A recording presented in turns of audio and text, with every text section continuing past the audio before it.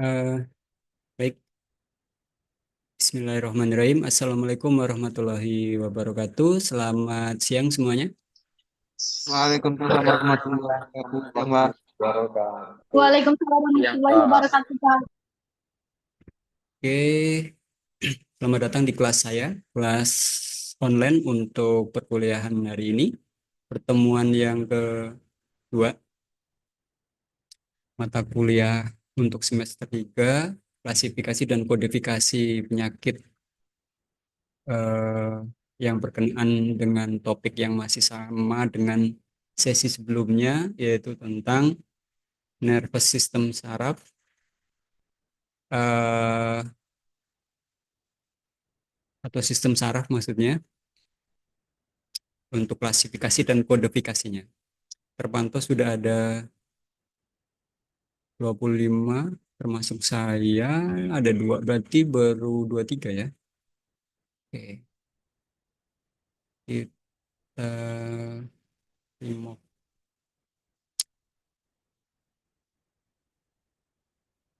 Bentar. Kita akan belajar lanjutan dari pertemuan sebelumnya berkenaan dengan, nah, kita akan belajar tentang bab ke-6. Jadi chapter ke-6 atau bab ke-6. Disease of nervous system atau sistem saraf. Disease of the nervous system dalam ICD. Saya akan memperkenalkan salah satu platform belajar yang cukup komprehensif, yaitu Wikidoc. Materi udah saya sharekan di grup. Apakah suara saya cukup jelas? Jelas, Pak. Baik. Jelas. Soalnya pas sesi pertemuan sebelumnya katanya mic-nya kadang gangguan. Baik, terima kasih. Oke, eh di bab 6 ini, ya, seperti di pendahuluan kemarin sudah beberapa saya uraikan juga tentang klasifikasi dan kodifikasi dari sistem saraf ini, blok-bloknya. Kita lanjut untuk kita coba uraikan lebih dalam dengan pendekatan dari salah satu sumber referensi yang akan saya coba gunakan kali ini, di mana di dalamnya komprehensif, seperti saya bilang di awal tadi. Di sini ini selain dibahas secara klasifikasinya, juga dibahas secara aspek lainnya seperti terminologi, seperti patofisiologi, dan hal-hal lain yang terkait dengan penegakan diagnosis. Jadi nanti teman-teman bisa nge-explore lebih luas eh, insight-nya dalam hal penentuan coding ini, dengan rujukan yang bersumber dari para expert ya, karena ini Wikidoc, jadi kayak dokumentasi tentang terkait dengan kesehatan, melibatkan berbagai aspek.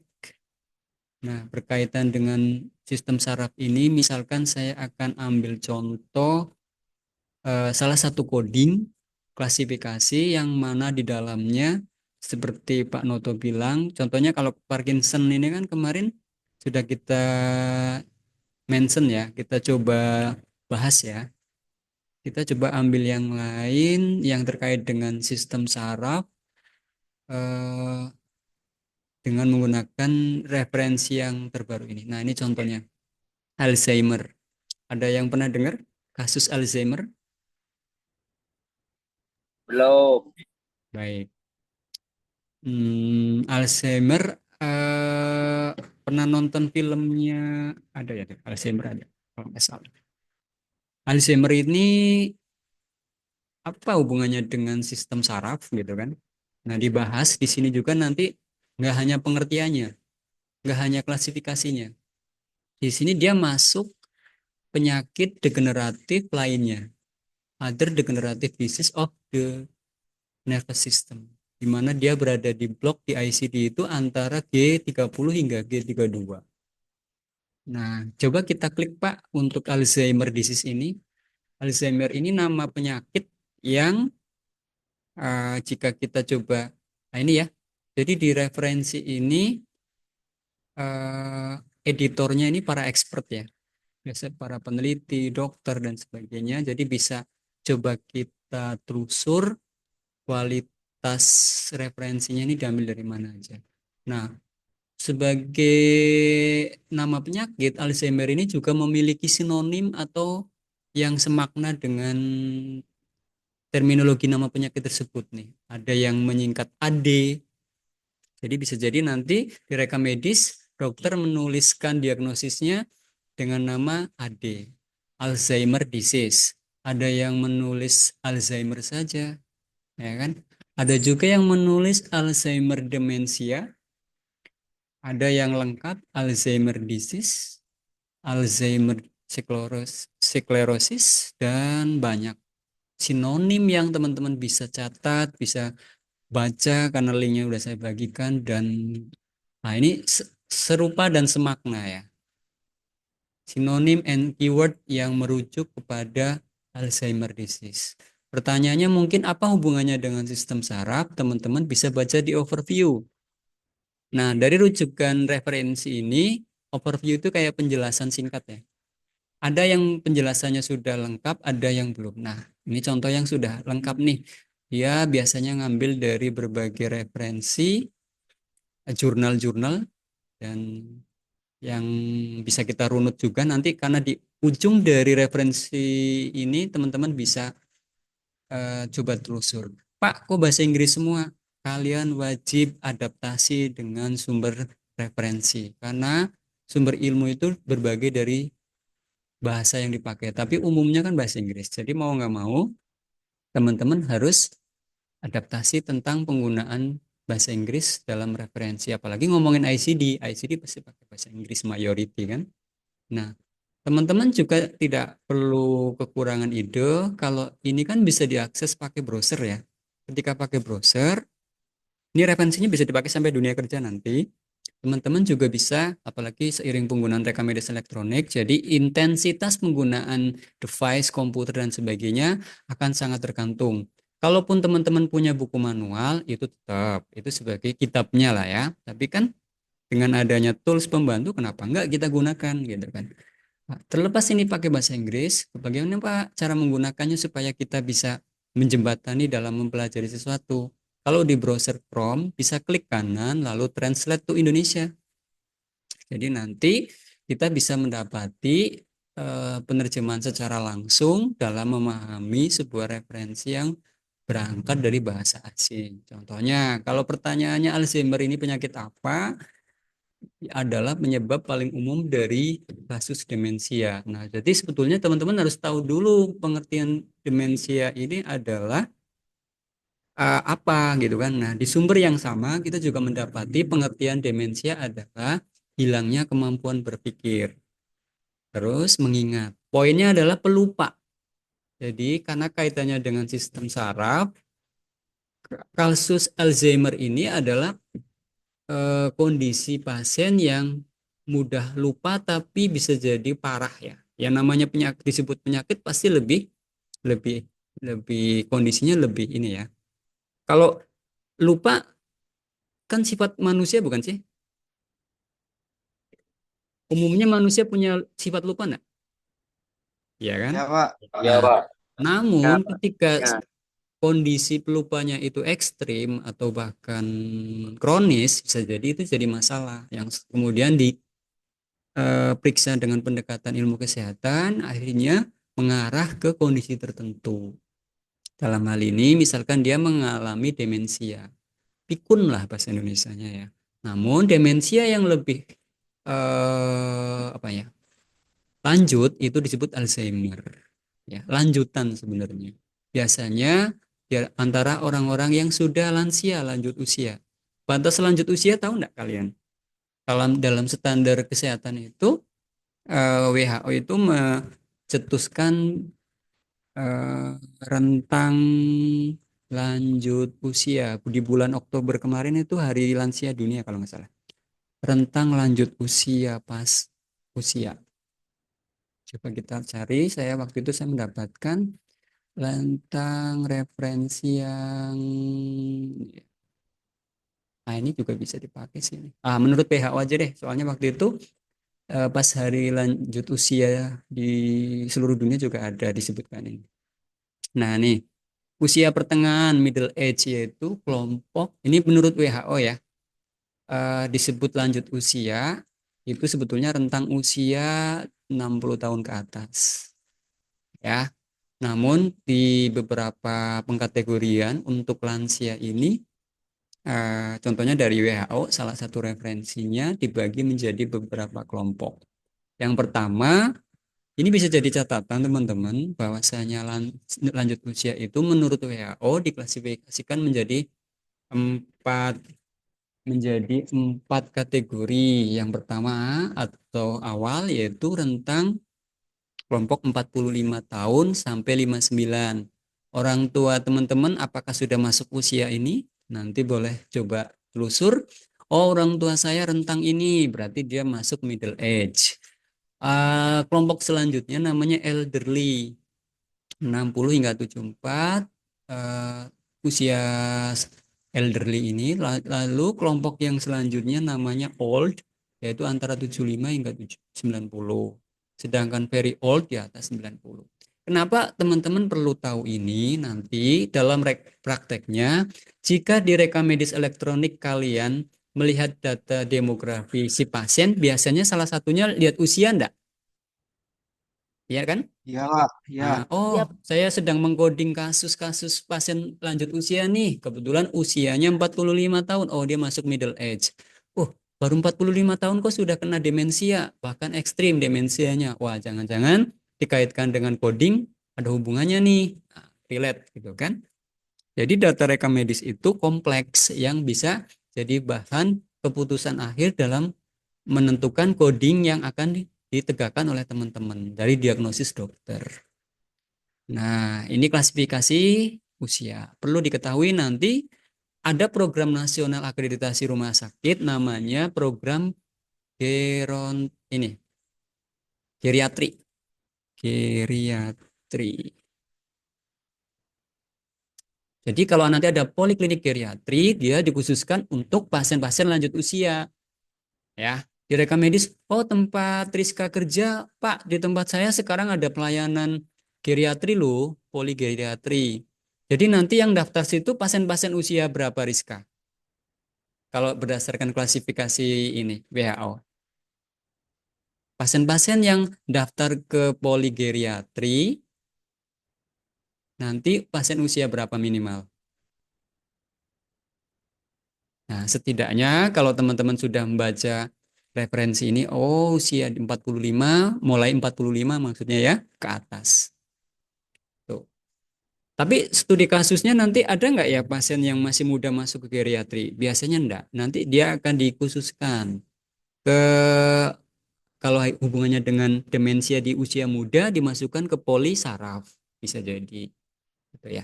Ini pengetahuan penting karena nanti rekam medis itu kompleks, bukan hanya sekedar coding.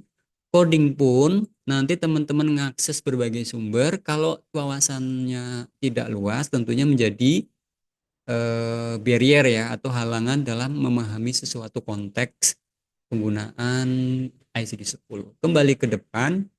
Jadi kalau ngomongin Alzheimer ini adalah penyebab paling umum dari demensia di antara orang yang lebih tua.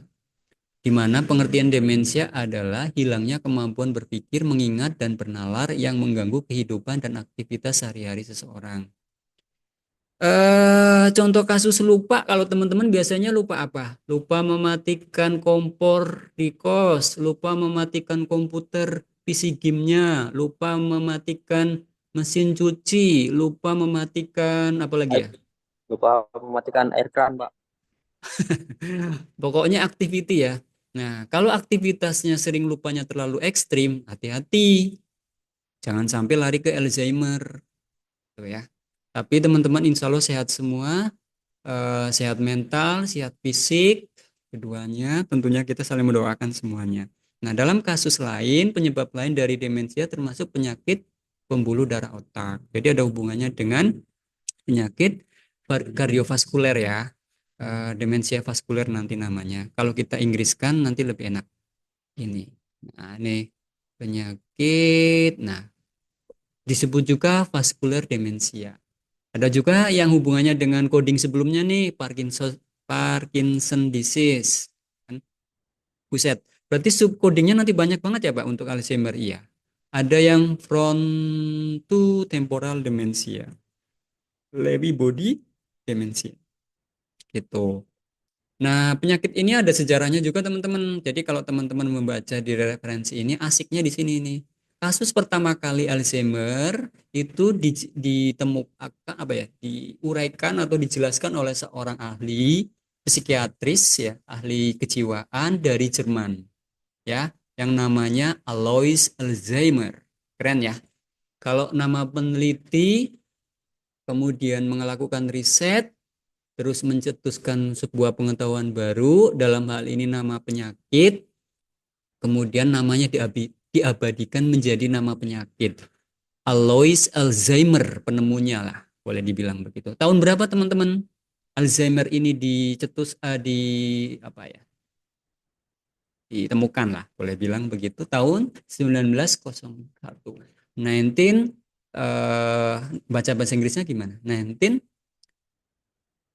apa? Owen atau 1901? Silakan yang pandai bahasa Inggris, yang penting paham konteks. Nah, dan beberapa dekade setelahnya ya. Tahun 70-an ini ditemukan apa nih? Penurunan asetilkolin pada otak yang mengalami gangguan penurunan fungsi saraf, neurodegeneration, hingga kemudian menjadi penyakit Alzheimer. Nah, ini perkembangannya, historinya. Nah, referensi yang kita pakai ini seperti di awal saya bilang sangat kompleks, sangat apa ya, lengkap lah ya, bisa dibilang ada sejarahnya. Nah, Pak, coba lihat yang lain, Pak. Bagaimana cara penegakan diagnosis Alzheimer kan nanti dalam prakteknya itu penentuan diagnosis itu kan perlu data dukung ya. Data dukung itu salah satunya misalkan dari gejala, dari informasi pemeriksaan fisik. Nah, di sebelah kanan ada namanya menu pemeriksaan fisik untuk kasus-kasus Alzheimer ini. Alzheimer ini tentunya kan pasien dilakukan pemeriksaan fisik ya. Kalau kita klik nanti kita akan diarahkan ke menu bagaimana dilakukan pemeriksaan fisik pada kasus penyakit Alzheimer. Nah, di sini juga ada overview-nya atau penjelasan singkatnya. Pak, lagi-lagi bahasa Inggris. Iya, jangan kebingungan, klik kanan aja, kita translate ke Indonesia. Nanti bisa kita coba pahami konteksnya. Oke, jadi pasien dengan Alzheimer biasanya kondisinya adalah gejalanya adalah tampak bingung, tidak teratur ya. Si mengganggu nih, kayak orang bingung gitu ya. Ketika dokter atau dokter umum telah diberitahu dan Alzheimer disease diduga, suspek ya, berarti kemungkinan diduga Alzheimer, diagnosis biasanya didukung lebih lanjut oleh penilaian dari perilaku si pasien. Juga ada pemeriksaan namanya tes kognitif, kayak pengetesan kecerdasan ya. Pasien kalau dalam kondisi sakit biasanya Kak seperti di awalnya disebutkan linglung bingung gitu kan. Mungkin dicoba ditanya tentang pengetahuan sederhana. Hari ini tanggal berapa? Hari ini tanggal berapa teman-teman? Ayo, ada yang sadar? Tanggal 7, Pak. Nah, karena kalian normal, jadi sadar. Oh ini langsung ngecek minimal. Kalau orang yang mengalami gangguan dilakukan tes kognitif malah bingung. Nggak ngok ya. Pelangap-pelongo gitu ya. Bingung, apa itu tanggal? Malah bingung. Dan sebagainya. Hal-hal dasar pun tes kognitif ternyata jadi masalah. Terus ini dan sebagainya ya. Bahkan dilakukan pemindaian atau imaging dari otaknya ya. Bisa nanti menggunakan CT scan maybe atau pendukung radiologi lainnya. Nah, ini informasi-informasi ini tentunya menjadi pengetahuan teman-teman nanti dalam membaca sebuah rekam medis elektronik dari gejalanya. Terus kalau coba bahasa Inggris saja deh. Di sini ada untuk penegakan alat bantu penegakan diagnosis ini ada namanya tindakan apa nih? Toolnya namanya Mental Status Examination atau MMSE ya. Berarti pendekatannya psikiatri ya. Kalau psikiatri adalah tenaga medis atau dokter kejiwaan. Ada yang pernah konsultasi dengan dokter kejiwaan? Aziz, pernah konsul kejiwaan? Sintang kan udah ada kan? Tadi, Pak. Dimas, pernah ketemu dokter kejiwaan? Enggak. Asik kayaknya ya. Karena intinya berbagai ilmu itu menarik kalau kita mau tahu sih. Gitu. Di sini ada juga namanya tool Montreal Cognitive. Kalian nggak harus hafal, tapi setidaknya ada wawasan dalam hal ini. Oh iya, ada berbagai tools dalam penegakan diagnosis terkait dengan kejiwaan yang akan nanti menentukan dalam diagnosis bahkan sampai ke coding Alzheimer banyak banget ya. Nah, ini udah jelas nih ilmu yang digunakan adalah neurologic atau saraf. Poinnya gitu. Nah, ini yang bisa di highlight atau digarisbawahi ada pemeriksaan penunjang medical imaging menggunakan CT. What is CT? Singkatan dari apa nih CT? Atau bacanya CT? Atau pemeriksaan imaging? Itu bisa diklik ya Pak? Bisa. Jadi teman-teman nanti kalau mau mengakses referensi biar wawasannya luas, teman-teman bisa diklik nih referensi. Oh, CT ini ada singkatannya ya Pak? Ada tuh Pak. Computer tomography. Ya, pemeriksaan menggunakan teknologi komputerisasi. Dalam hal ini manfaatnya banyak ya. Bisa untuk memeriksa kondisi tubuh si pasien dengan pendekatan teknologi komputer. Kalau kalian klik sebetulnya dia akan mengarah ke nah, keren ya. Jadi kalian pun nanti bisa dijelaskan apa itu komputer tomografi atau CT scan. Kalau teman-teman pernah PKL di RSUD Melawi, Pak di RSUD Melawi ada CT scan ya? Ada CT scan. CT scan-nya seperti apa? Eh, kita coba buka sebentar kali ya. CT scan saya bukakan. Gak apa-apa, karena CT scan ini nanti banyak berinteraksi dengan sistem saraf juga. Jadi teman-teman harus terbiasa dengan istilah-istilah yang terkait. Kalau CT scan di RSUD Melawi itu seperti ini. Bentar ya, saya bukakan. Implementasi rekam medis elektronik untuk penunjang radiologi dalam hal ini penggunaan CT scan. Sebentar, saya cari, harusnya saya siapkan dulu tadi, saya lupa. Nah, ini dia CT scan. Oke. Nah, apakah sudah terlihat? Sudah, Pak. Nah, ini mana tadi? Nah, ini CT scan, teman-teman. Nah, itu sudah lihat? Ini pasien asli ya, tapi nggak apa-apa, nggak ada namanya. Jadi pasiennya dimasukkan ke sebuah alat khusus yang nanti akan dipindai atau di-imaging, lalu akan menghasilkan gambar yang tentunya memiliki informasi medis yang kemudian dokter spesialis radiologi akan membuat expertise atau catatan rekam medis bahwa si pasien ini mengalami masalah apa di bagian apa. Dalam kasus Alzheimer bisa jadi di area kepala otaknya nanti. Yang menyimpulkan siapa? Dokter. Oke, menarik ya? Menarik. Nah, ini USG dan sebagainya. Nanti langsung hasil CT scan-nya bisa masuk ke tablet si dokter untuk dianalisis lebih lanjut. Oke, cukup. Nah, CT scan jangan terlalu lama, Pak. Yang penting Pak teman-teman paham bahwasanya CT scan ini adalah singkatan dari computer tomography. Jadi dia adalah kalau kita coba bahasa Inggris kan sebuah metode ya, sebuah metode atau cara pencitraan medis, pengambilan gambar medis yang menggunakan sebuah tomografi, di mana pemrosesan geometri digital digunakan menghasilkan gambar 3 dimensi. Bagian dalam suatu objek dari serangkaian besar, ini penjelasannya. Intinya adalah pencitraan medis menggunakan teknologi komputer. Tomografi sendiri ada kerennya di sini nih, di referensi yang saya bagikan ke teman-teman, ada terminologinya teman-teman. Oh, tomografi ini berasal dari bahasa Yunani yang artinya tomos itu adalah irisan dan graphein adalah menulis, ya. Nanti teknologinya lebih lanjutnya eh, ini apa? CT scan biasanya. Kalau kita Inggriskan, karena nanti biar familiar dengan istilah, ada istilah lainnya yang disebut EMI scan. Singkatan dari apa ini? EMI scan. Eh, Intinya adalah penggunaan komputer ya untuk mengambil, memindai gambar secara tiga dimensi. Ada satu lagi yang hasil tomografinya. Kalau tadi alatnya hasil CT scan-nya seperti apa? Oke, kebetulan saya ada nginstal di komputer pribadi untuk, nah ini dia. Ini adalah saya coba nginstal alat hasil CT scan ya, simulasi. Jadi orang rekam medis harus wawasannya luas. Nah, ini CT scan tuh. Ini CT scan pada area dengkul sih. Teman-teman bisa belajar nginstal juga nih, gratis dia.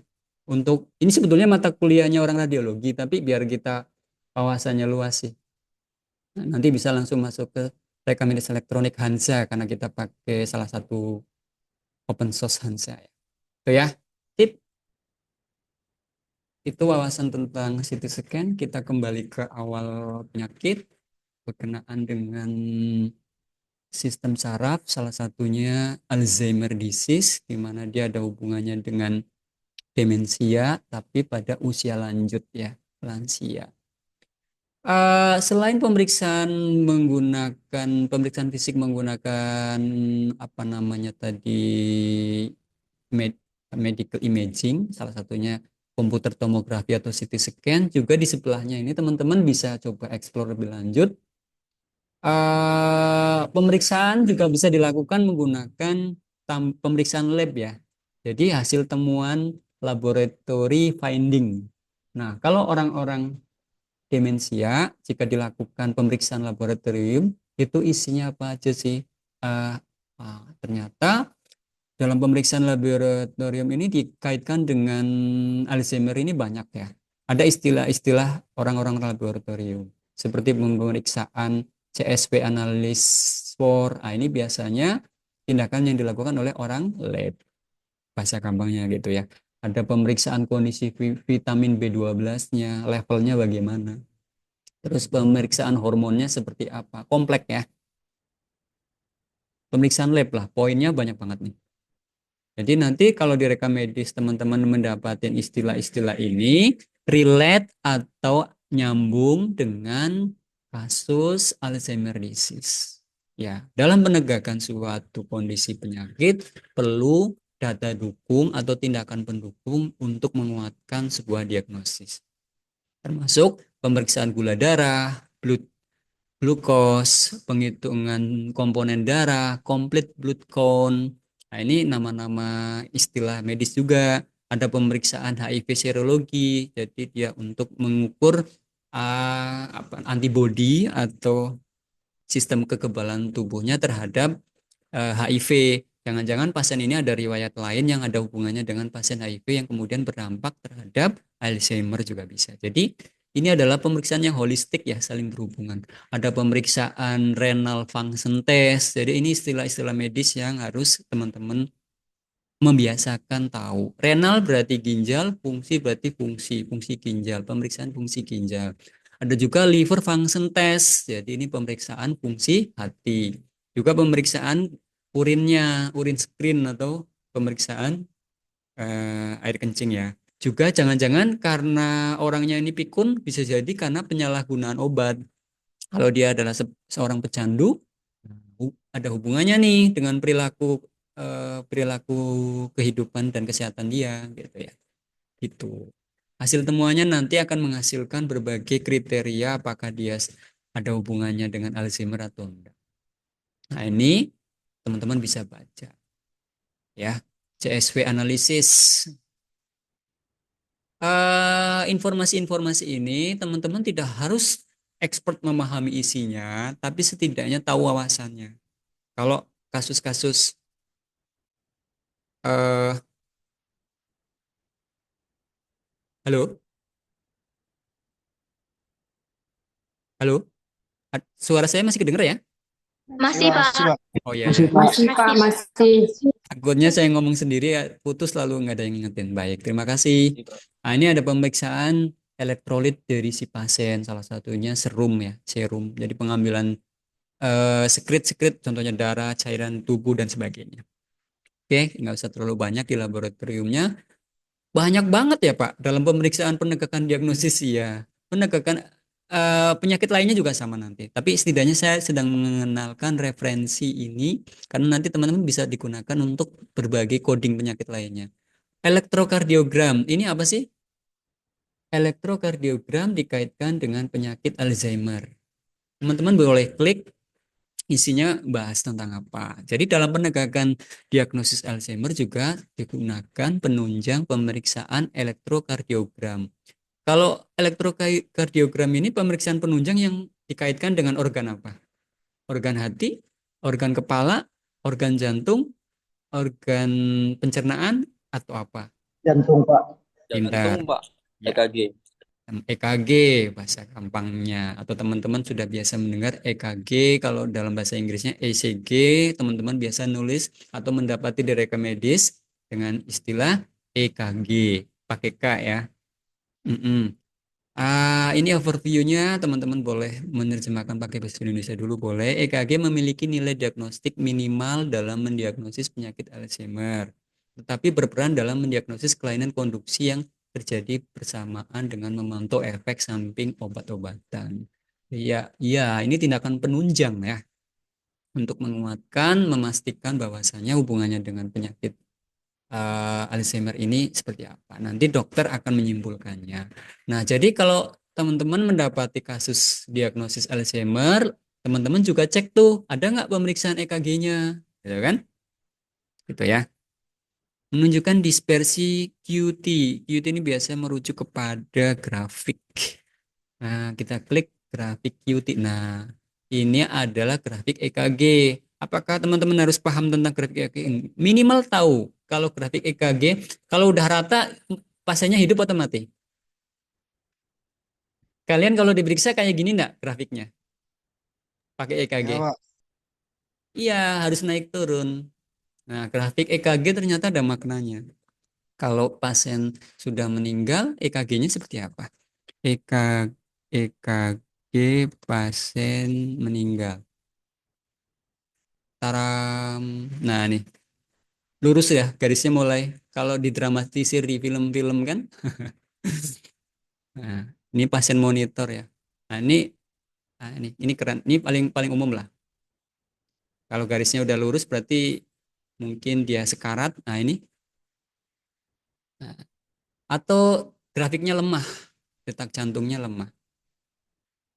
Oke, cukup tahu saja. Nah, ini ada maknanya. Ini teman-teman ahli dokter sih yang memahami. Tapi minimal ketika nanti teman-teman lihat di rekam medis elektronik, ketika melihat grafik, oh ini pasti ada hubungannya dengan EKG. Sip, sip. Kembali ke awal. Jadi selain pemeriksaan radiologi, ada pemeriksaan jantung, ada pemeriksaan fisik, ada pemeriksaan lab. Itu X-ray ini radiologi tadi udah ya. Ada ultrasound juga ya. X-ray bolehlah dilihat. Nah, oh ini belum ada. Nah, dalam platform ini juga ada beberapa yang belum ada isiannya ya. Karena nanti kan ini kan kayak platform. Platform itu kayak wadah untuk merangkum berbagai catatan medis dari berbagai ahli ya. Jadi ada yang enggak. Ini contohnya there are no. Tidak ada sorry. Tidak ada penjelasan berkenaan dengan X-ray. Tapi kita klik yang lain coba Pak. Sorry, cukupkan saya. Ultrasound. Ultrasound terkaitkan dengan penyakit Alzheimer juga ada nih teman-teman. Fokus penggunaan ultrasound ini digunakan untuk non bedah, non invasif.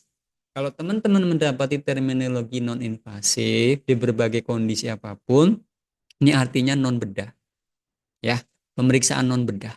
Non invasif. Kalau invasif bedah. Jadi terapi menggunakan teknologi ini digunakan untuk membantu meningkatkan aiming to improve the quality of life. Jadi kualitas hidup si pasien yang mengidap penyakit Alzheimer. Tentunya dia lebih murah ya, kos pembiayaan. Namun demikian, ultrasound ini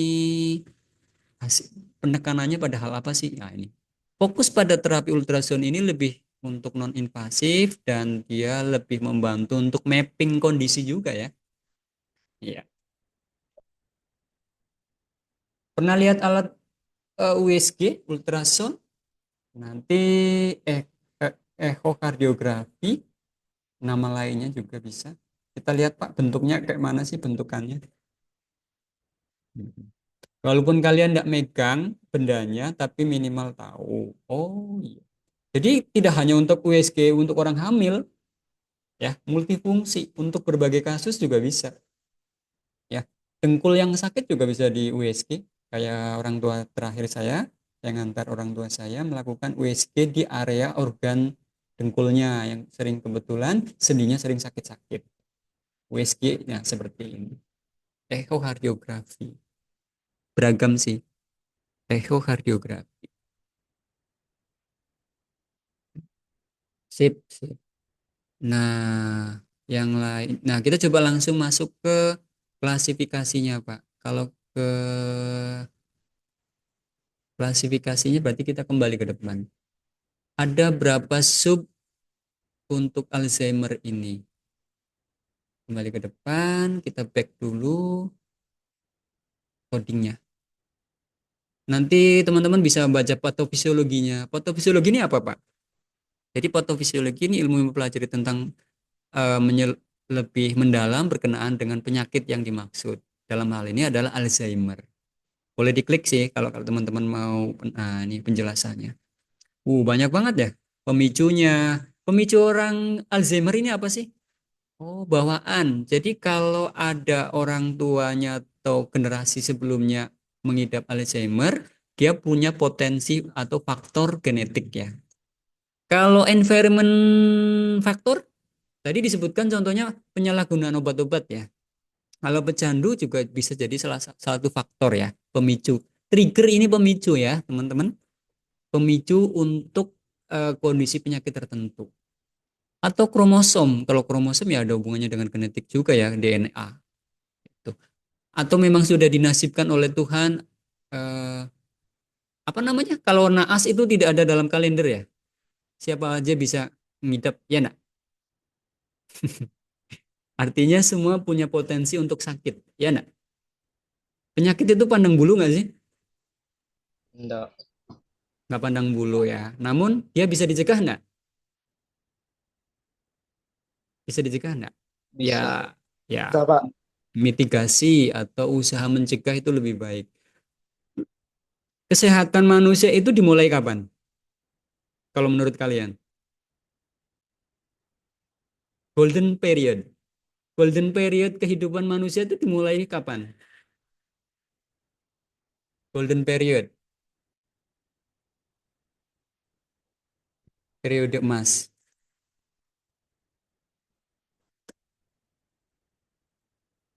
kehidupan manusia. Sejak di kandungan, bahkan kalian ini kan nanti kelak punya anak nih. Kalau kondisi kalian sehat, kira-kira potensi menurunkan anaknya ikut sehat enggak? Kamu sehat, pasanganmu sehat. Ya enggak? Ya, ya. Dalam kandungan teman-teman. Jadi kesehatan manusia itu dimulai dari kandungan. Kayak stunting itu kan kalau udah lahir dalam kondisi stunting nggak bisa disembuhkan sebenarnya. Stunting itu dicegah malah justru dari kalian. Yohanes sering olahraga, Naila sering olahraga, kehidupannya perilaku hidup bersih dan sehat sering kalian lakukan. Apriani, Adrian, Miko, Meisa, Santa, kalian semua biasa hidup sehat.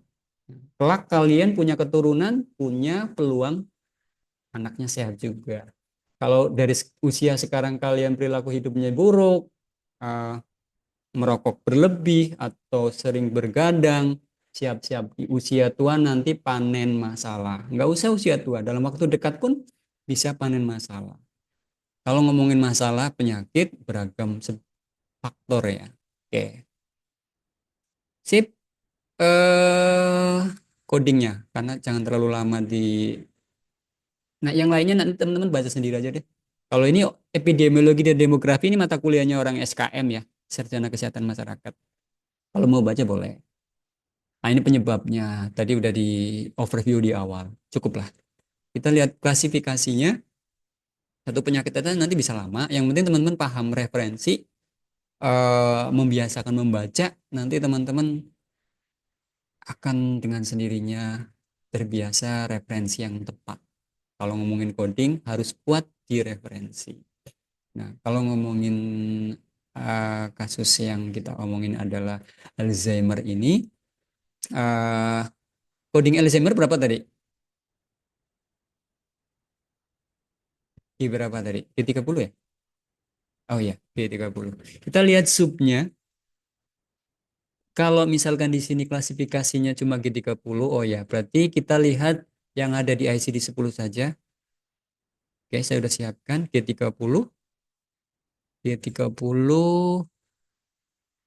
Nah, ada berapa klasifikasi dalam G30? Nah, ada berapa?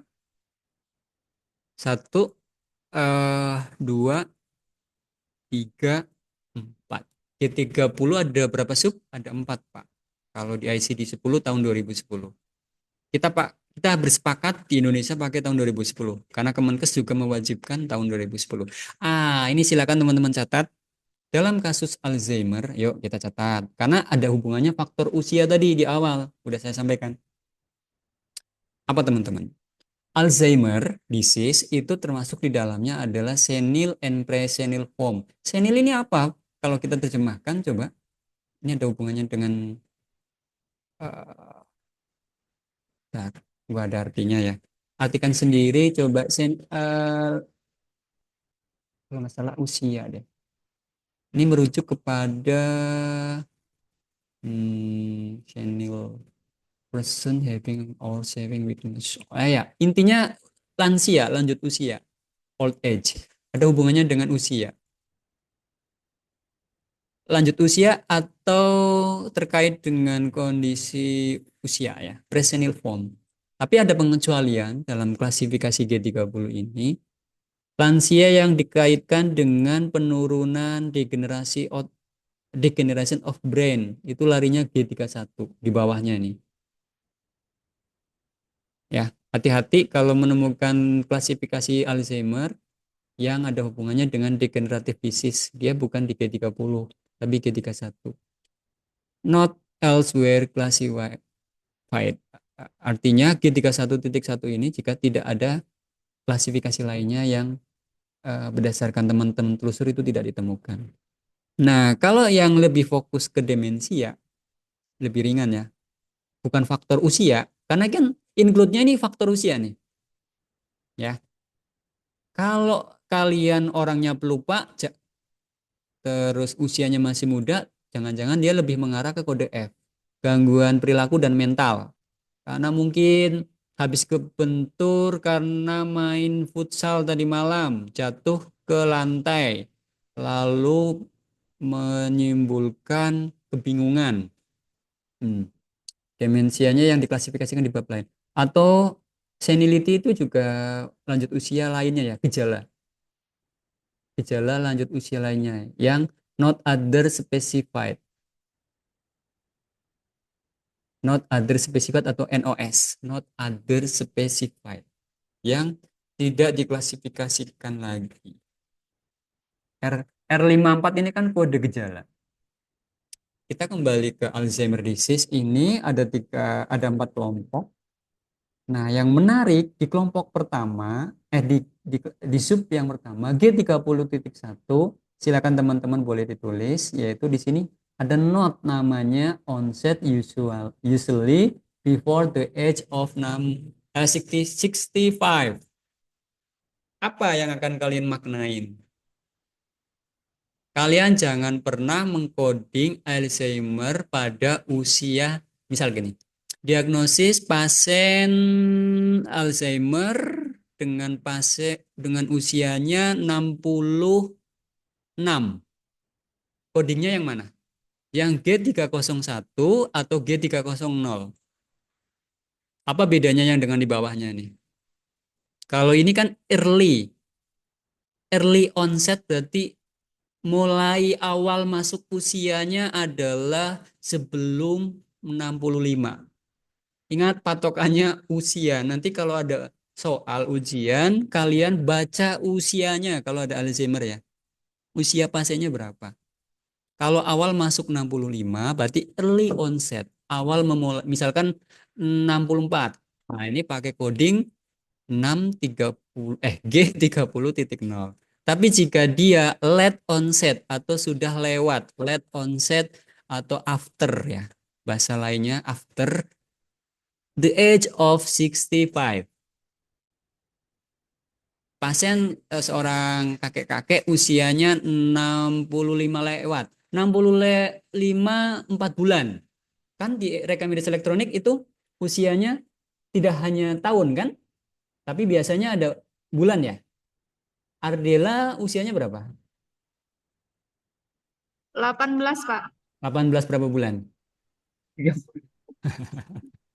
Nah, gitu ya. Nanti misalkan pasiennya usianya 65 3 bulan. Nah, berarti masuk mana? Kalau pasiennya Alzheimer usianya 65 tapi lewat 1 bulan. Masuk G30.0 atau G30.1. G30.1. Paham ya konteksnya ya? Ya, jadi diteliti informasi medisnya di rekam medis elektroniknya. Dika usianya berapa?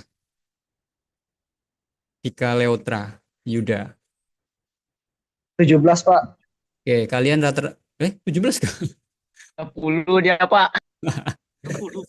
Oke, jadi kenapa saya mention tentang usia? Biar kalian nanti kalau mengcoding, cek usia si pasiennya.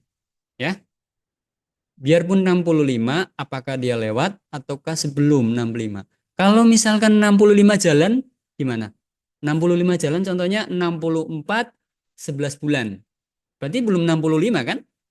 Berarti dia masuk kode G. G30.0. Ya, karena belum tepat 65 atau early onset. Early onset itu awal masuk usia yang dimaksud berapa? Silakan ditulis karena ini mendasar. Kalau kalian nggak nyimak dan nggak nulis, pemahaman ini bisa jadi kelewat.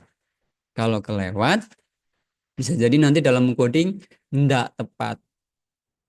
Malah larinya ke 630.9.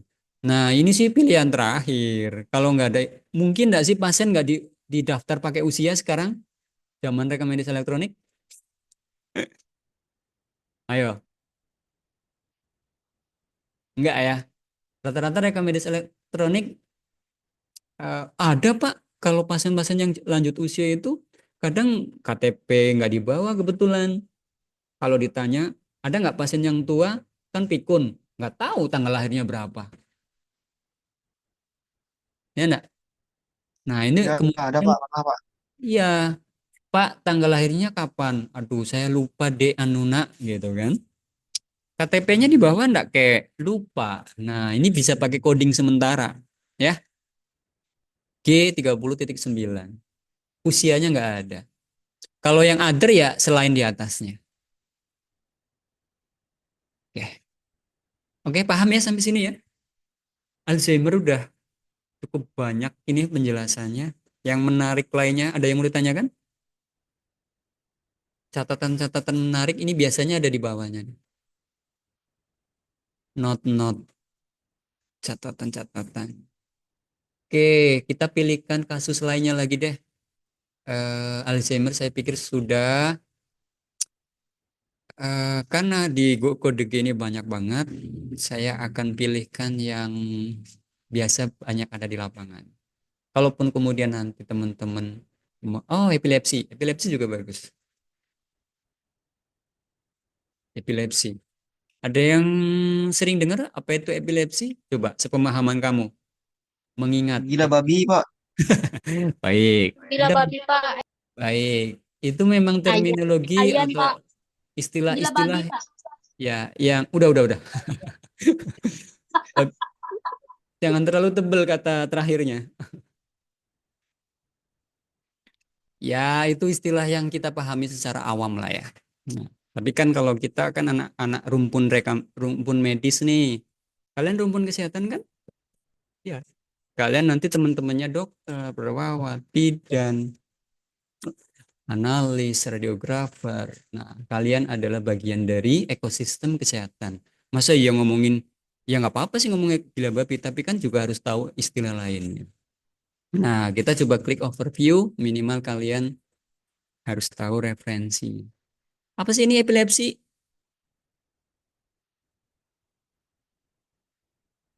Epilepsy is common chronic neurological disorder that is characterized by recurrent unprovoked seizure. Nah, ada pengertian seizure. Nanti kita cari pengertian turunannya apa. Ada kondisi lain yang menguatkannya. Jadi dia is a common chronic neurological disorder. Jadi gangguan saraf kronik ya. Umumnya berkenaan dengan gangguan saraf kronik yang mana memiliki karakteristik yang berulang atau kambuh ya, unprovoked seizure, walaupun tidak ada pemicu ininya, tidak ada apa namanya pemicunya ya yang terkaitkan dengan seizure, walaupun ada pengertian seizure sendiri itu apa. Kita klik. Enaknya referensi yang saya sharingkan di sini ada related reference lainnya. Seizure ini apa sih Pak? Biar kalian nggak terlalu bingung. Seizure ini adalah transient event that due to excessive or synchronous neuronal activity in the brain. Dah, bahasa Indonesia kan. Kalau teman-teman mengalami kesusahan dalam memahami suatu referensi, kita gunakan oh kejang. Makanya relate nggak dengan istilah gila babi tadi yang pengertian awamnya? Emang gila babi itu karakteristiknya gimana sih kalau teman-teman lihatnya? Pernah lihat di sekitar kalian? Kejang ya. Iya, poinnya seizure itu kejang. Iya Pak, kejang-kejang sama muntah dia Pak. Yes. Nah, jadi kondisi itu bisa kalian dapati di sekitaran kalian maybe ya. Jadi epilepsi ada hubungannya dengan seizure, terus ada hubungannya dengan aduh keklik lah. Kaitannya dengan neurological disorder atau gangguan saraf kronik, poinnya di situ. Yang sifatnya adalah recurrent, kambuh-kambuh. Recurrent ini sering digunakan di berbagai terminologi penyakit lainnya. Kambuh, kembali, current terjadi, kembali lagi, kambuh. Kalau gila babi sering kambuh enggak sih? Banyak kasus yang kalian dengar? Iya. Iya, nak? Oke. Mana nih? Kurang lebih ada 50 juta orang di seluruh dunia yang mengalami epilepsi pada saat ini. About 60 60 million ya. 60 million people worldwide have epilepsy at any one time. Nah, itu overview-nya. Nah, sejarahnya bolehlah karena wih, ternyata ini penyakit tua ya. Jika kembali ke 10.000 tahun yang lalu, apa nih? 13 19 10,000 years ago. Ya, the very first evidence, bukti pertama kali terkait dengan epilepsi itu ternyata bisa kita temukan 10.000 tahun yang lalu. Diambil dari mana? Oh iya ya, dari tulang ya. Ya, epilepsi di zaman dulu itu ada pembuatan lubang pada, ini menarik nih. Kalau nggak salah saya dapatnya dari mana ya ini? Epilepsi, coba search. Kalian jangan ini ya, harus aktif mencari referensi. Kalau nggak salah nah ini, zaman metode dulu itu kalau orang penyakit epilepsi itu ternyata ada namanya trepanning. Nah, ini ada ICD 9-nya nih. Kalau nggak salah, tapi metodenya diperbarui dengan teknologi yang terbaru. Trepanning adalah melubangi tulang tengkorak pasien yang mengalami epilepsi. Ada sejarahnya ya, trepanning. Nih. Oke, Kita fokus dulu ke epilepsi secara umum. Klasifikasinya apa ini? Nanti di ICD-nya aja lah. Kalau ini coba kita untuk menambah wawasan aja, sejarahnya sudah cukup. Patofisiologinya ada pemeriksaan EKG teman-teman. EKG ini apa sih? Ada yang tahu nggak pemeriksaan EKG lagi? EEG ya, elektroensefalografi, pemeriksaan otak. Ya, visualisasinya dalam bentuk grafik juga nanti. EKG, ensefal kan otak ya. Grafi berarti imaging atau penggambaran. Nah, kalian lihat film-film fiksi biasanya atau alien yang ditempel-tempel di bagian organnya biar untuk memicu. Jadi gelombang otaknya nanti di mapping ya menggunakan alat namanya elektroencephalografi. Ada yang pernah melihat kayak gini di film atau di mana? EEG ini elektroencephalografi atau EEG. Apa sih pengertiannya, Pak? Nah, linknya nanti kalian teman-teman coba diakses, overview-nya juga ada nih. Yaitu pengukuran secara elektrik ya. Nih, adalah pengukuran aktivitas listrik yang dihasilkan oleh otak yang direkam menggunakan elektroda. Elektroda itu yang ditempel-tempel tadi itu. Probe atau tools yang dipasang di kulit kepala. Ya, aktivitas listrik. Manusia kan punya listrik kan? Ya, di tubuhnya. Kembali ke depan. Jadi pemeriksaan untuk epilepsi juga bisa dilakukan menggunakan EEG. Oke.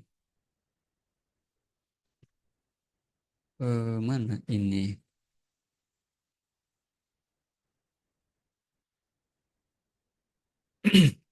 Nah, di sebelah kanan lagi-lagi teman-teman nanti bisa eksplorasi ada pemeriksaan fisik dalam epilepsi, ada pemeriksaan lab, laboratory finding, ada pemeriksaan elektroencephalografi tadi, ada pemeriksaan X-ray, ada MRI.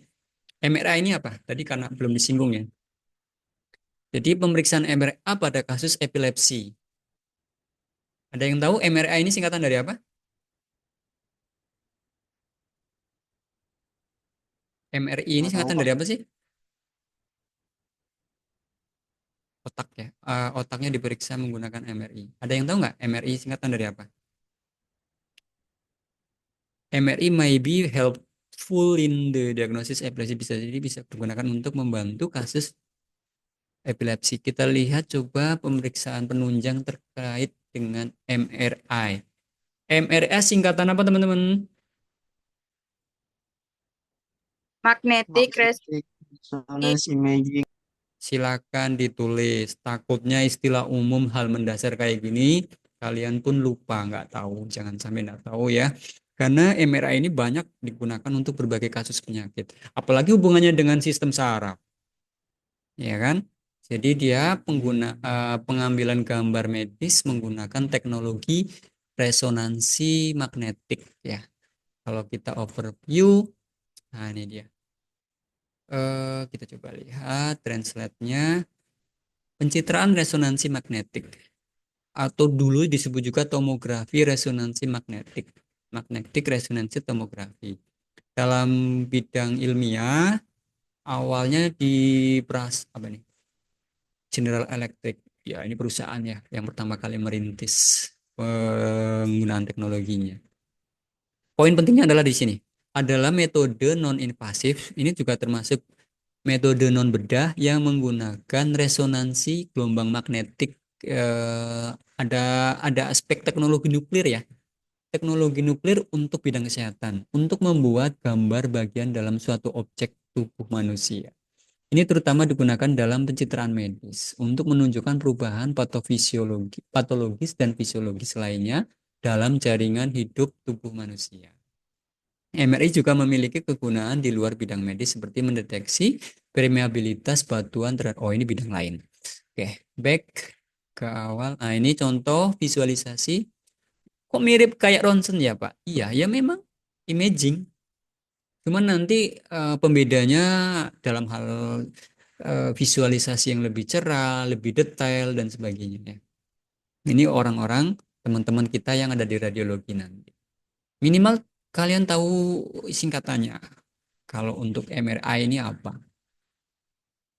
Digunakan untuk dalam konteks untuk epilepsi ternyata bisa ya.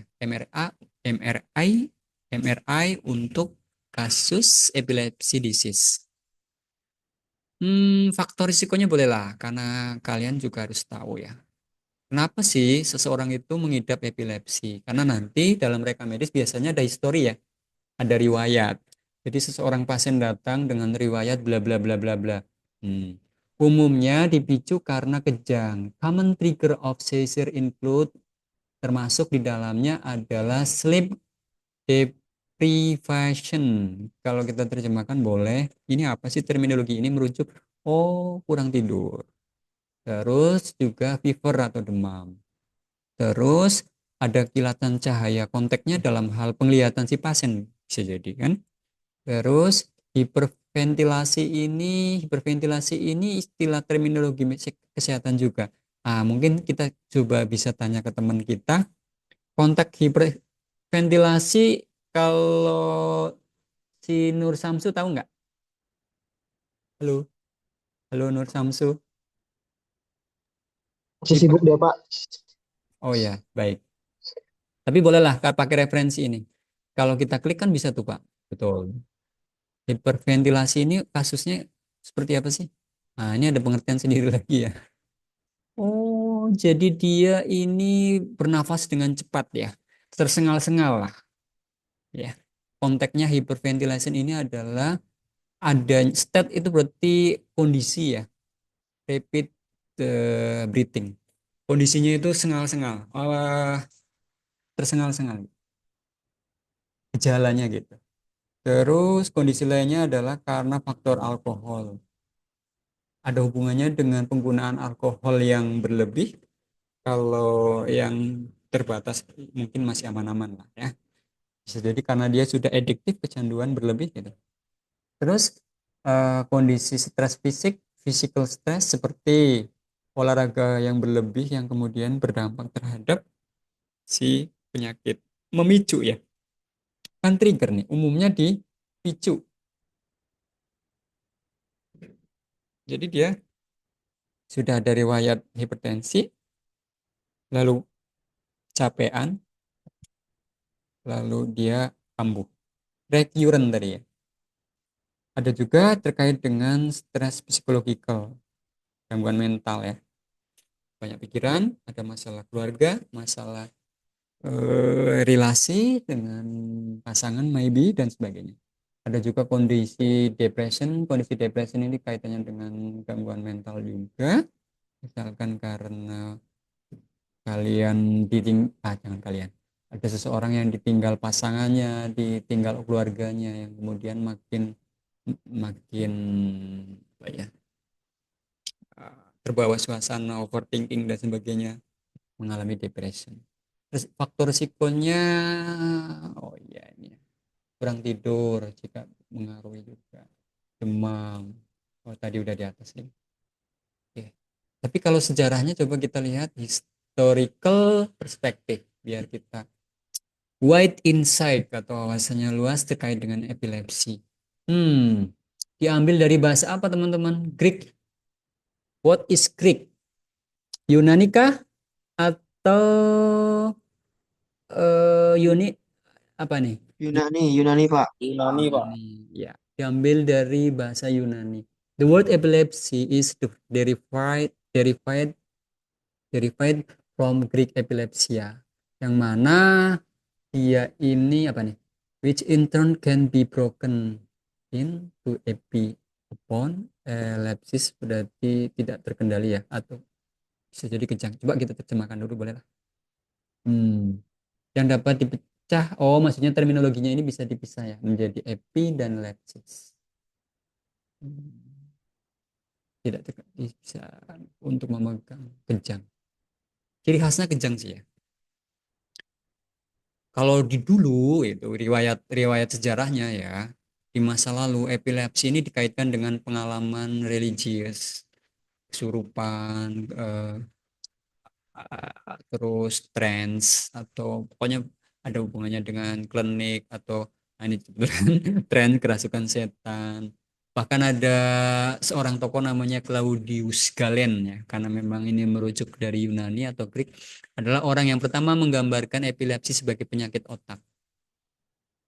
Claudius Galen. Wah, ada tokohnya nih yang menggambarkan epilepsi sebagai penyakit otak. Ada juga tokoh namanya Burheff, adalah orang pertama yang membedakan apa itu epilepsi petit mal, epilepsi grand mal, dan histeria. Nanti di codingnya beda-beda nih.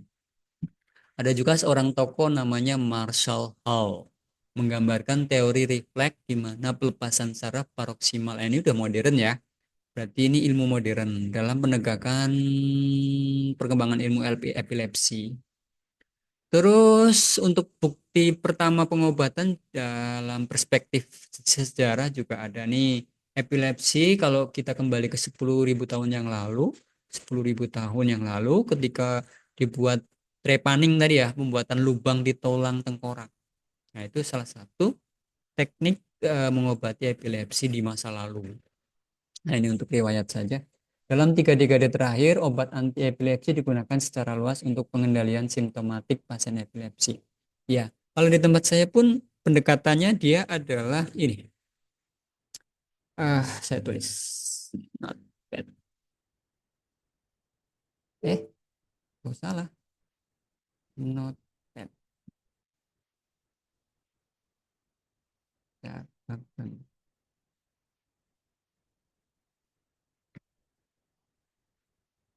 oke, jadi ada namanya palliative care, perawatan paliatif. Epilepsi bisa disembuhkan enggak? Saya nanya. Epilepsi bisa disembuhkan enggak? Secara faktual kondisi saat ini. Biasanya paling mengurangi gejala simptomatiknya. Palliative care ini ada hubungannya dengan perawatan untuk memulihkan kondisinya. Kalau dia sakit, dikurangi rasa sakitnya. Tapi bukan menyembuhkan secara 100% kembali nol, enggak. Makanya memang kesehatan itu lebih baik adalah menjaga dari awal daripada menyembuhkan. Kan istilahnya gitu ya.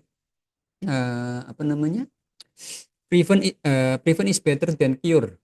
Pencegahan itu lebih baik daripada mengobati. Poinnya gitu. Nah, palliative care ini adalah digunakan untuk perawatan pada kasus-kasus yang penyakitnya itu sudah tidak bisa disembuhkan, tapi bisa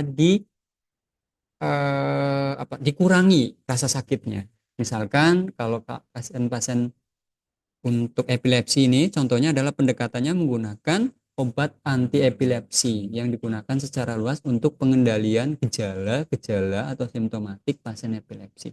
Diberi obat biar tidak kambuh, biar tidak recurrent. Soalnya epilepsi itu kambuh-kambuhan. Termasuk menghindari pemicunya. Jangan stres, jangan kecapean, jangan minum alkohol berlebih karena nanti bisa jadi pemicu. Nah, palliative care salah satunya itu kalau di tempat kami, palliative care ini bisa untuk orang kanker, orang epilepsi, orang yang masalah-masalah saraf itu yang tidak memungkinkan untuk diobati secara paripurna 100%. Terus diberi obat. Berarti kalau epilepsi ini termasuk penyakit kejiwaan enggak? Enggak ya, karena dia secara kodifikasi larinya ke nervous system. Ya, bukan orang gila, bukan. Walaupun kok ada hubungannya dengan gila babi itu, kan itu istilah awam yang merujuk aktivitasnya yang kejam. Karena biasanya menyebut gila itu kan biasanya karakteristiknya kejang-kejang, nggak terkaruan gitu kan, nggak terkendali gitu kan. Oke, perspektif sejarah cukup ya. Lari ke codingnya biar relate dengan epilepsi. Mana sih epilepsi? Epilepsi. Epilepsi. Ini saya kembalikan dulu.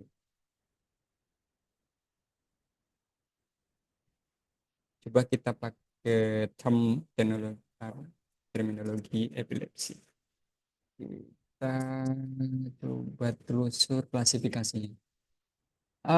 Tidak semua coding saya bahas, tapi saya mengasih jalurnya. Referensi itu kalau kalian membaca, membiasakan nanti akan terbiasa juga. Ini karena pakai online, jadi dia agak ngedon. Ya udah, yang tadi itu kita back aja. Backnya sampai ke codingnya awal.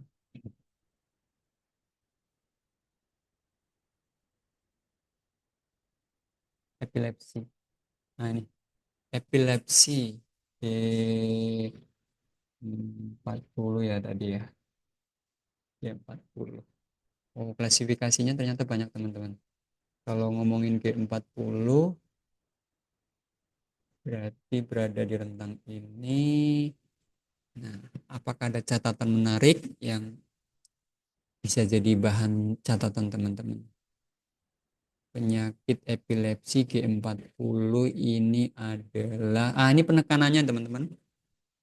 Episodic and paroxysmal disorder. Gangguan yang ada hubungannya dengan waktu ya. Karena dia memiliki potensi kambuh atau berulang. Salah satunya kasus epilepsi. Nah, dalam kasus epilepsi ini klasifikasinya ada hati-hati ya, ada exclude atau pengecualian yang dia kebetulan mirip gejala dan kondisinya dengan epilepsi, namun dia berada di coding lain. Nah, ini ada namanya Landau-Kleffner syndrome. Dia larinya ke F80.3. Saya mau nanya, nama penyakit atau gejala yang diambil dari nama tokoh penemunya itu disebut apa? Terminologi nama penyakit yang diambil dari nama penemunya. Ada yang pernah dengar? Enggak, Pak. Apa?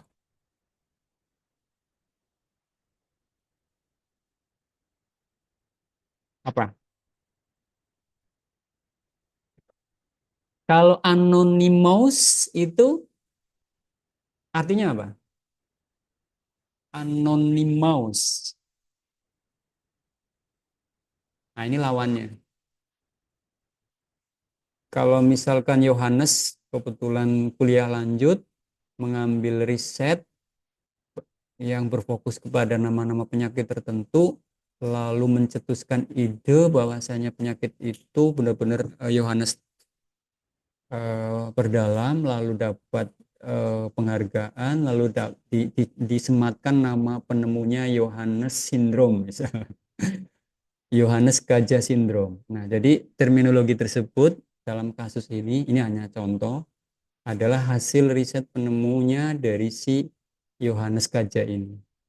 Dalam kasus ini, terminologi tersebut digunakan diacu dengan apa namanya dalam hal ini? Lawannya dari anonymous. Kalau anonymous kan berarti nggak ada diketahui siapa, nggak diketahui itu siapa. Tapi kalau ini adalah eponim ya. Kita cek dulu deh eponim. Ya, jadi terminologi majas atau istilah yang digunakan merujuk pada nama atau tokoh tertentu ya. Nah, dalam kasus ini adalah eponim nama penyakit Landau-Kleffner syndrome. Nah, ini berarti terminologi penyakit ini diberikan nama dengan metode eponim. Ya, merujuk kepada nama si penemunya. Oke, ini exclude tambahan aja seizure konvulsif. Kejang konvulsif ini lari ke kode R atau gejala. Status epileptikus beda ya, dia larinya ke G41 di bawah nih. Apa bedanya dengan G41? Status epileptikus nanti kita coba cari. Fokus yang epilepsi secara umum aja dulu. Terus ada thought paralysis, dia lari ke G83.8. Oke, di sini untuk epilepsi sendiri itu klasifikasinya ada berapa? G40.0, titik 1, titik 2, titik 3, titik 4, titik 5, titik 6, 7, 8, 9. Oke, full ya. Dipakai semua. Dari 0, 1, 2, 3, 4, 5, 6, 7, 8, 9. Full. Nah, ada catatan beberapa yang perlu diambil atau kita coba eksplorasi nih. Localization related focal partial idiopathic epilepsy and epileptic syndrome with seizure of localized onset. Nggak usah kalian kebingungan.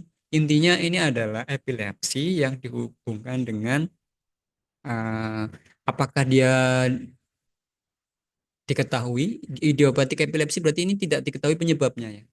Idiopatik adalah penyakit yang tidak diketahui, belum diketahui sebabnya, lebih tepatnya gitu. Tapi gejalanya ditandain dengan seizure atau kejang-kejang. Ya mirip kayak halnya epilepsi, tapi secara klasifikasi dia diklasifikasikan di G40.0. Contohnya, di sini ada catatan menarik nih di bawahnya. Di sini ada benign childhood epilepsy. Benign apa artinya? Benign, benign. Apa itu benign? Apa sih?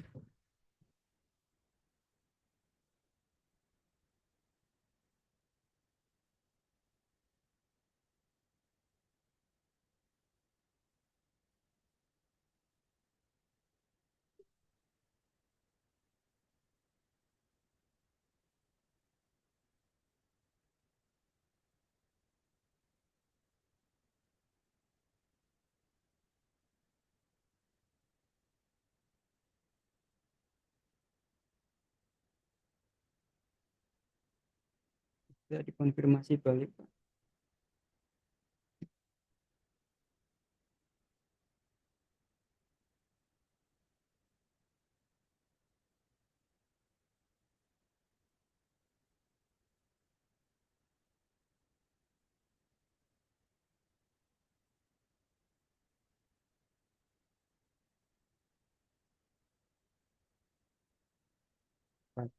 Sudah bagus untuk memastikan. Bentar ya.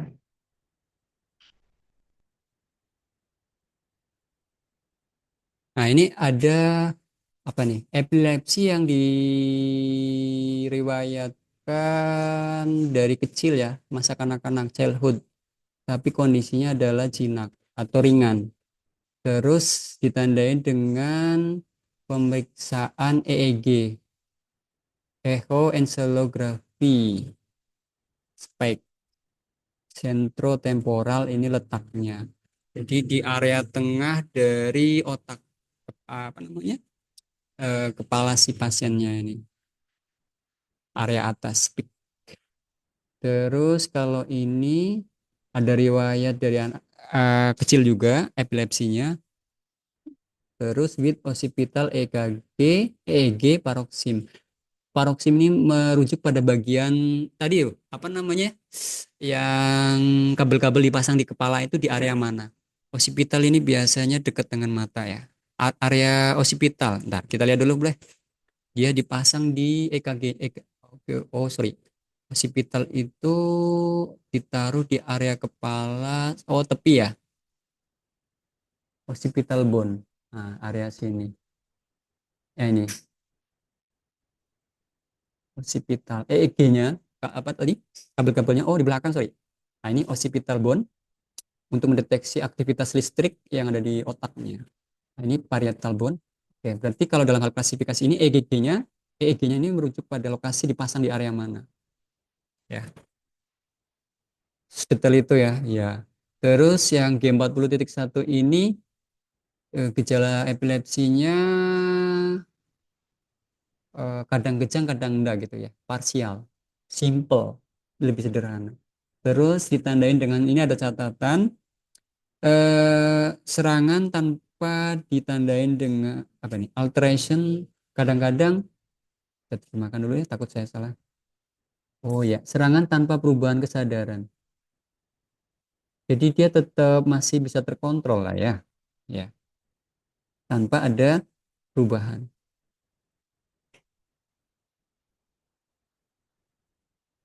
Hmm. Terus catatan lainnya di sini simple partial seizure developing into secondary generalized seizure. Sebenarnya ini kalau nanti dalam prakteknya, kalau dokter sampai detail kayak gini kembali ke spesialisasinya sih.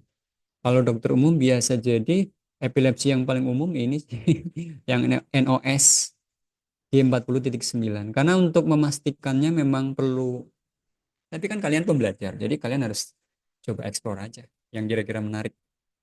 Banyak banget soalnya. Nah, ini generalized idiopathic. Idiopathic berarti tidak diketahui sebabnya.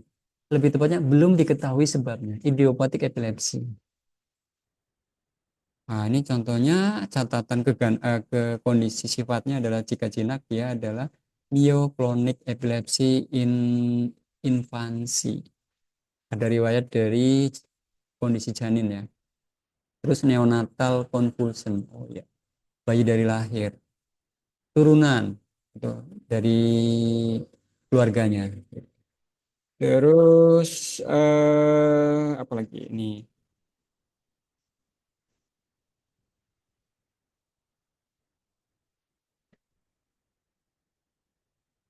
Epilepsy with grand mal seizure awakening. Ini juvenil ini anak-anak ya. Juvenil ini anak-anak. Epilepsy with grand mal seizure and awakening. Ini istilah yang sangat kompleks kaitannya dengan gangguan saraf. Biasanya ini merujuk kepada makna, kita coba terjemahkan, kesadaran kan. Bahkan pada saat kecil dia tidak ada epilepsi, tahu-tahu di ini maksudnya riwayatnya ya, juvenil pada masa anak-anak absen, tidak dapatin riwayat. Lalu sekarang muncul tonik, klonik, mioklonik, tonik, klonik. Terus yang lainnya adalah mungkin saya bahas yang saya bisa dulu. Nah, ini Kosiknikov ini biasanya nama orang. Yang boleh kita coba bahas adalah ini. Karena ini ada hubungannya dengan bab 20. Jadi dalam kasus G40.5 adalah epilepsi dengan gejala khusus ya. Epilepsi dengan gejala-gejala khusus, special epileptic syndrome, yang mana ini related to, jadi kejang epilepsi yang dikaitkan dengan alkohol, dengan obat-obatan, dengan perubahan hormon, dengan aktivitas kurang tidur, dengan kondisi stres. Nah, untuk menguatkan coding G40.5, maka bisa digunakan catatan di bawahnya ini. Use additional external cause code. Bisa digunakan kode tambahan penyebab luar yang ada di bab 20. Yang mana sifatnya adalah jika diperlukan. If desired, untuk apa? To identify drug. Untuk mengidentifikasi jenis obatnya. Termasuk juga jika ada obat yang mempengaruhinya. If drug induction. Dalam hal ini berarti misalkan pasien dengan diagnosis oleh dokter, dia punya diagnosis dokter adalah spesial epilepsi sindrom et causa drugs. Setelah dieksplorasi, dia di anamnesa, ternyata si pasien ini adalah pengguna obat tertentu. Nah, pengguna obat tertentu ini kita ngeceknya di mana? Di bab 20. Kita cek ya. Misalkan obat apa ya? External cause, penyebab luar. Bab 20 yang dikaitkan dengan obat.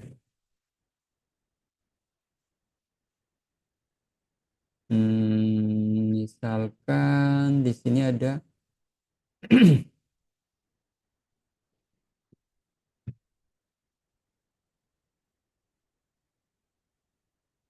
alkohol juga bisa nih. Berarti kodenya di bab 20 ini contohnya, kalau tadi kan ada yang alkohol ya. Jadi epilepsi dikaitkan dengan aktivitas penggunaan alkohol. Nah, hasil pemeriksaan ternyata didapati evidence of alcohol involvement yang terkandung ya di dalam mana? Di dalam darah, blood alcohol level. Nah, ini ada satuan-satuannya nih. Kalau kandungan darahnya ini adalah less than, kurang dari 20 miligram per 100 mililiter, berarti kode tambahannya Y90.0. Ini boleh ditulis ini.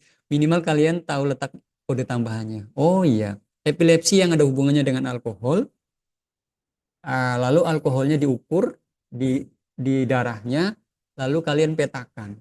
Karena kodenya beda-beda. Kalau ternyata di dalam darahnya alkoholnya levelnya antara 20 hingga 39 mg per 100 mili hasil pemeriksaan labnya, maka kode tambahannya adalah Y90.1. Oke, saya trigger sekali karena menjelang akhir. Kode gini banyak banget, tapi saya ambil sampel-sampel yang paling menarik ya. Pasien dengan yuk kita tulis. Diagnosis pasien adalah saya pakai bahasa Indonesia dulu nggak apa-apa ya. Epilepsi sindrom. Ya, spesial eh, spesial kondisinya ya. Ju ex causa biasanya dokternya. Spesial ex causa, causa biasanya ditulis EC. EC ini singkatan dari ex causa alkohol. Nah, kalau kalian mendapati informasi ini di rekam medis, kalian nggak usah panik. Oh, ini sindrom epilepsi. Tapi yang kondisinya spesial dikaitkan dengan aktivitas penggunaan alkohol. Nah, kalau epilepsi yang kita lihat rentangnya tadi, ada nggak yang hubungannya dengan alkohol? Kan gitu. Yang di atas tadi ya.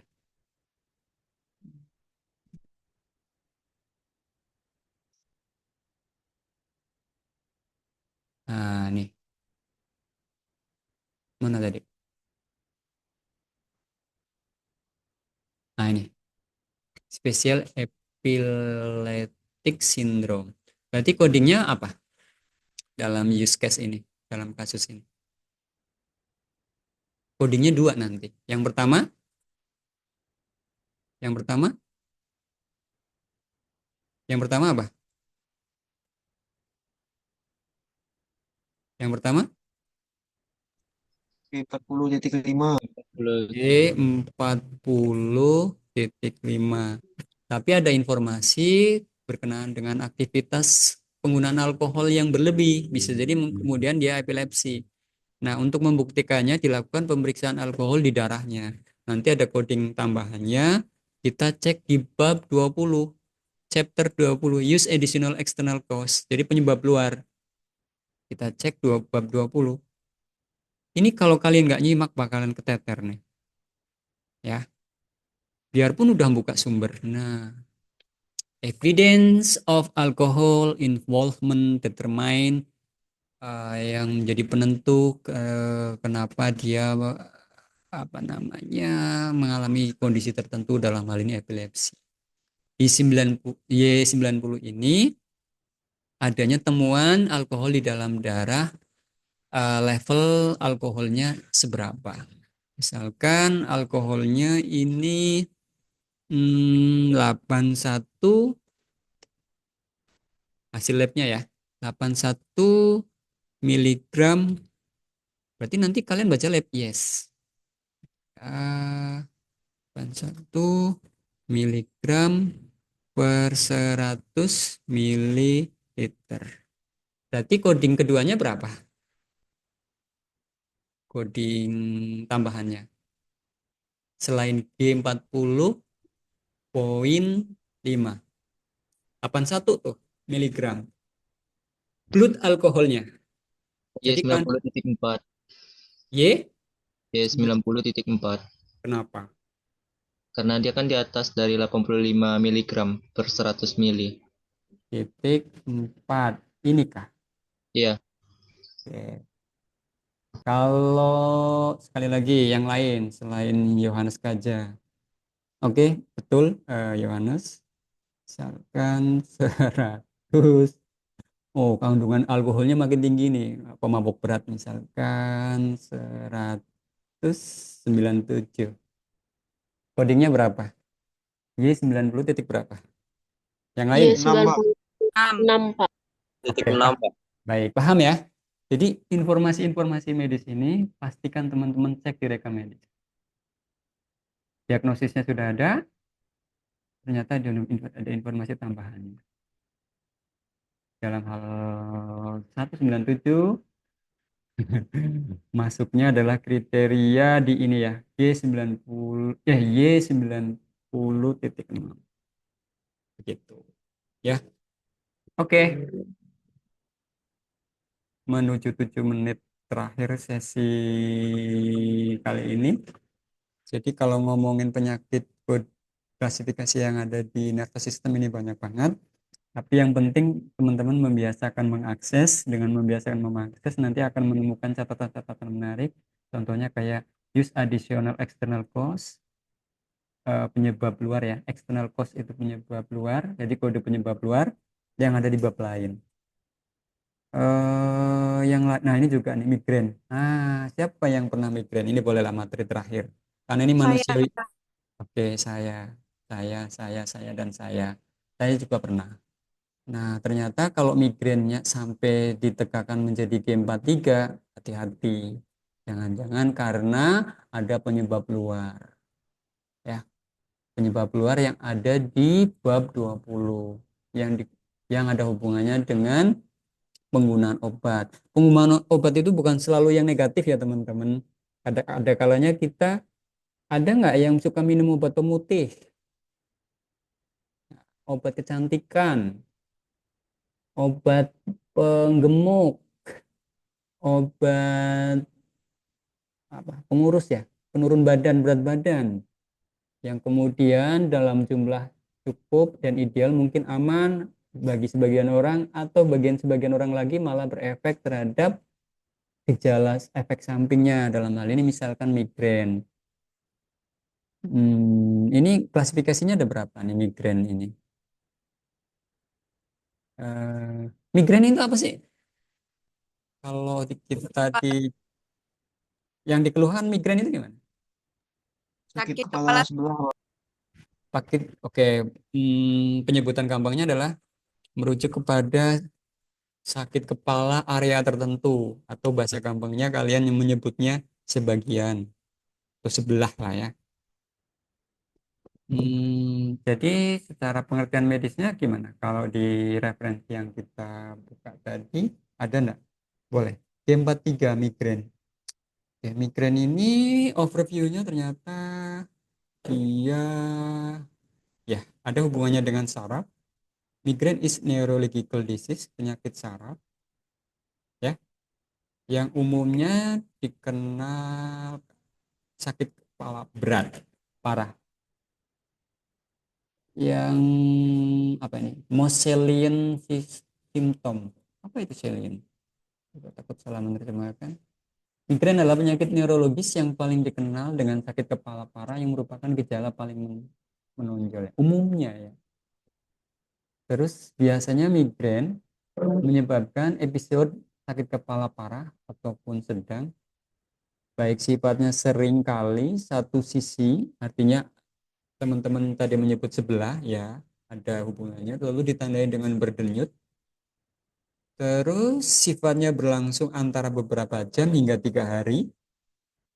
Ini referensi di Wikidoc ya.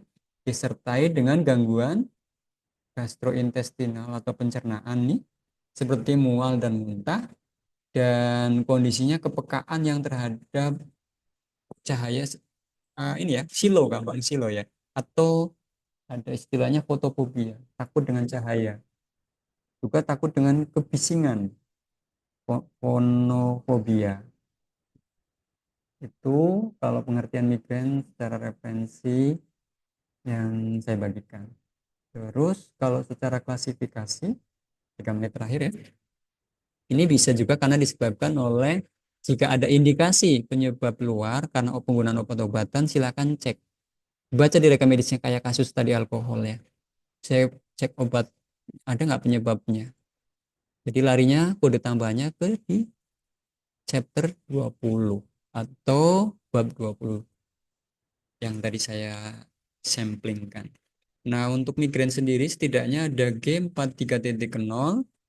Jadi dia migrain without aura. Aura ini maksudnya gimana ya? Kita coba cari common migrain. Ini migrain yang secara umum. Jadi G43.0 ini umum ya, tidak batin. Atau without, tanpa. Tanpa aura apa sih? Aura apa sih? Aura apa sih? Aura ini apa sih?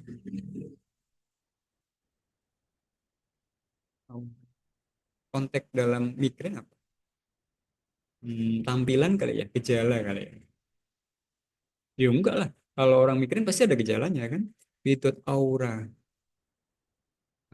Boleh kita coba cari nanti. Ini jaringan saya nge-lag ya.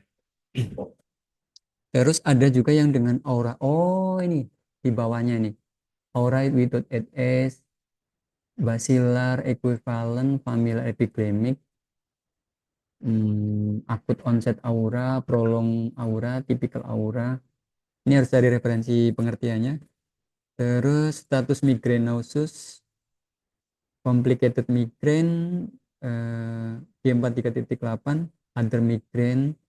Coba kalau di referensi yang satu tadi itu ada nggak ya? Diagnosisnya. Oh, histori simptomnya.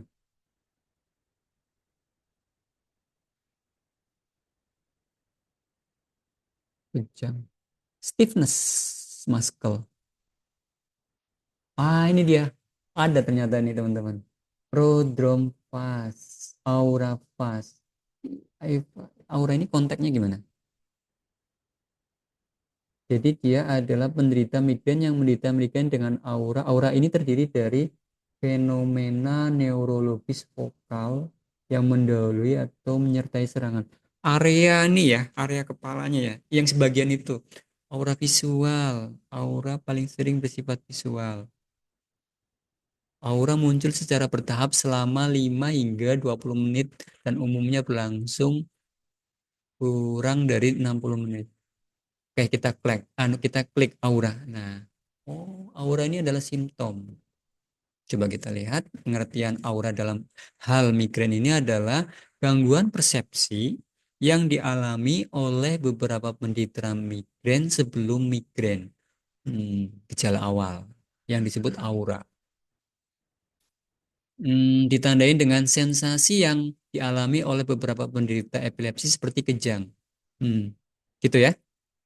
Aura seringkali bermanifestasi atau berubah ya sebagai persepsi cahaya aneh atau bau yang tidak sedap. Jadi penciuman dan penglihatannya itu terganggu ya. Gitu ya. Sakit kepala migrain sebagian area dari kepala lalu ditandai dengan gejala aura yang bermanifestasi menjadi persepsi cahaya aneh atau bau yang tidak. Mungkin penciumannya jadi nggak beres gitulah ya bahasa gampangnya. Aura. Nah ini ada prosentasenya. Wah. Oh ini visualisasi si pengidap migrain ini penglihatannya jadi buram mungkin, jadi bayang gitu ya, double atau hanya terlihat sebelah. Nah kalau sudah masuk ke migrainnya, berarti dia udah masuk ke pain face. Nah, ini udah masuk ke sakit kepala, migrain, headache of migraine. Oke, berarti kalau secara coding, kalau dikaitkan dengan referensi ini nanti baca ya ini ya. For the 20 to 60% migrainous umumnya dia mengalami migrain with aura. Aura itu adalah persepsi penglihatan dan penciuman. Nah, kalau ngomongin aura, without and with, nah, gimana? G4. Nah, ini. Kalau yang G, nah, dengan aura maupun, dengan aura maupun tanpa ya. Umumnya sih dengan tanpa. Berarti G43.0. Oke, sudah jam 2. Pertemuan sesi kali ini saya cukupkan. Teman-teman eksplorasi di link yang saya bagikan. Pertemuan selanjutnya kita masuk ke kode panca indera ya. Kalau untuk saraf memang tidak saya bahas semua, tapi setidaknya saya kasih petunjuk dan jalannya dalam mencari referensi. Teman-teman dengan membiasakan nanti nggak gelagap apa nggak buta arah ya dalam merujuk referensi. Misalkan kan open referensi nih.